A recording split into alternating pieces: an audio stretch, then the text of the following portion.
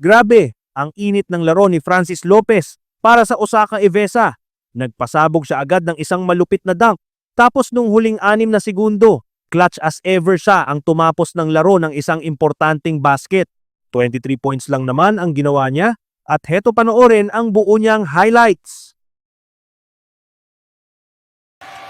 ポジション取りだけでファウル起こったらキックいく。中入ったロペスルーサーブロックだ。コールないですね。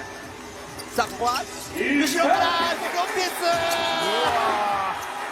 さあまたここもオマラのピックアンドロール波里外れたところ中もここも入ったロペスミスマッチやな。ここもロペス坂本なんとかなるかロペス押し込んだやっぱね、打つ準備してほしいな。ここはスティールだ。さあこれ完全に対戦有利ロペスドリブルを選択したここまたスリーや。残り3秒笹山ナイスパスそれを見てからロペスのスリーポイントシュート